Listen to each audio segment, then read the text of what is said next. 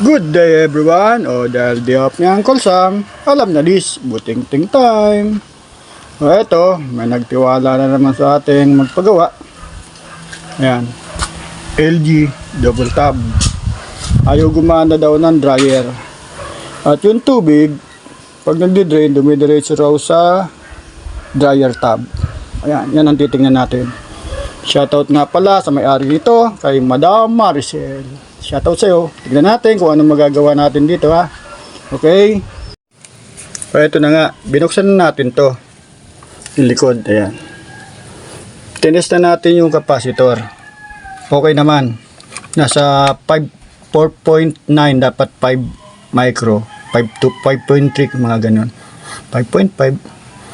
4.9. Pwede pa yan. Malakas pa.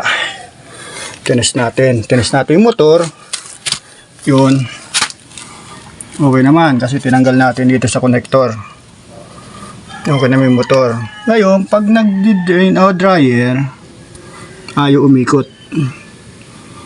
So, i-dry natin. Okay? Ito. Oh. Kung maririnig nyo, umuugong lang. Ngayon, napansin ko, eto, bungkal. Punggal. Ayan. Oh my God. Papapansin nga, pag hinila natin yung brake, ito, pag hinila natin, ayan, tutok natin yan. Pag hinila ko yung brake, aandar yan. Yan, ikot. Wow!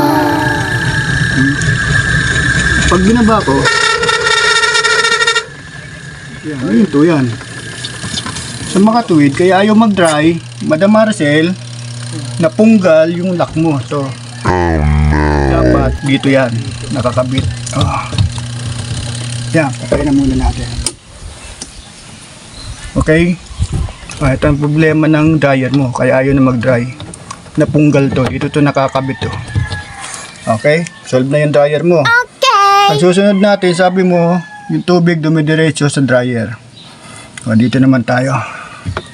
Ito na, binuksan natin yung drainage nya. Drainage system nya. Malinis naman, walang bara, walang piso, wala man lang barya. Yung goma mo, okay pa naman. Wala pa naman sugat para lumusot ang tubig. Yung spring, okay pa yung laro niya. Maganda pa. Kaya dito, wala tayong problema dito.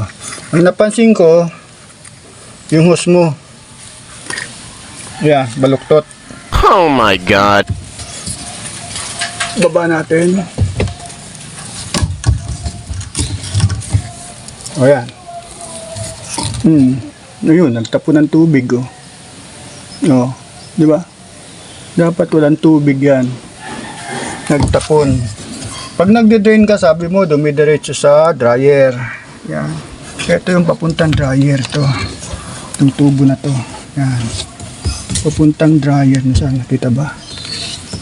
Yan, to. Basta ito. Yan. Ito yung papuntang dryer. Lalabas yan dito. Kaya hindi sa apektado dito sa rubber. Kasi pang wash lang to.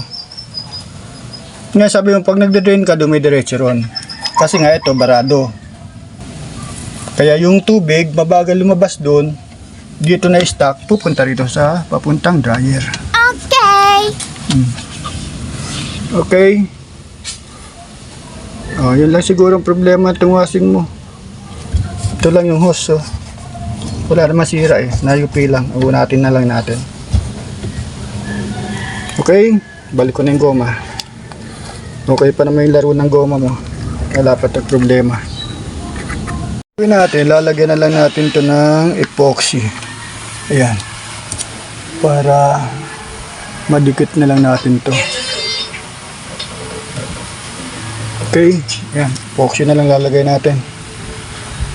Ayan, may epoxy na yan. Wow! Yan. Patutuyuin lang natin. Mamaya natin kakabit yan. Okay! Eto na nga. Nakadikit na siya, tumigas na. Okay, kakabit na natin siya rito. Okay. Ayan, nakabit na natin. Susubukan na natin Takpan. Takpan. Tapos, this is the moment of truth. With dryer. Bukan natin kung umandar. Ayan, umandar.